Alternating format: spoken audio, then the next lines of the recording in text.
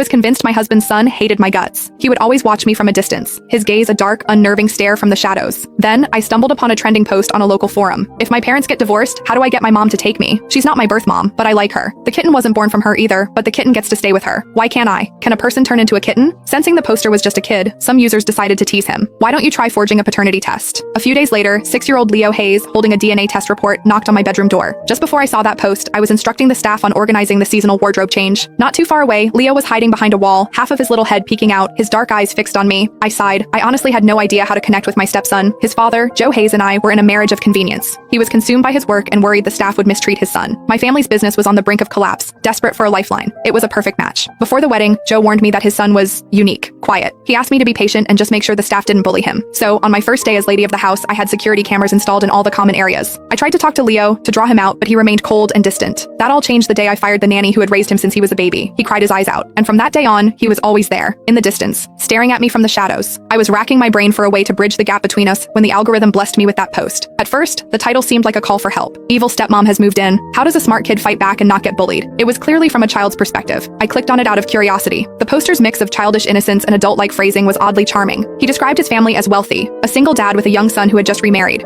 But the more I read, the more a strange feeling crept over me. The details were uncannily similar to my own situation with Leo. The only difference was the poster's reaction. Take the nanny incident, for example. The poster wrote, "Battle report. That woman fired the nanny who's taken care of me my whole life." I cried. The comments exploded. WTF, I thought this was a joke post, but this is a real evil stepmom. It's only been a few days and she already got rid of his childhood nanny. Dude, slow down. But a lifelong nanny? This kid is definitely rich. The new wife is probably a gold digger. She'll have her own kid, push this one out, and turn him into a useless brat to secure the inheritance. Poster, you're in danger. I've got a whole library of novels about evil stepmom schemes. Want me to send you some for research? Poor baby, you must be so heartbroken right now. The poster replied, "I'm not heartbroken. I cried because I was so happy. That horrible nanny is finally gone. She never let me dress myself. She even insisted on spoon-feeding me, going on about how I was a precious little prince born to be pampered. Before that woman arrived, the nanny kept bad-mouthing her and telling me how much better her own niece was, how she'd be a much better fit to take care of me. It was so annoying. I told her to stop, but she never listened, so I gave up. I'm so glad that woman got rid of her." Someone asked why he didn't just tell his dad. The poster, "Dad is really busy. I don't want to be a burden. I have to be considerate." Reading that, my heart ached a little. The other users were flooded with sympathy. Then, one user commented, "This sounds a bit off. Is it possible the stepmom saw what was happening and fired the nanny to help you? So the stepmom is actually a good person? Let's not get ahead of ourselves. It could have been a villainous plot that backfired and accidentally did some good." The poster, "I don't know if she's a good person. She makes me dress and feed myself now. She doesn't even care that I'm a picky eater. My old nanny would always force me to eat my celery. Today she just watched me pick it out and didn't say a word." A user replied, "You're too innocent, kid. This is probably a classic move to make you weak and dependent. I have an idea.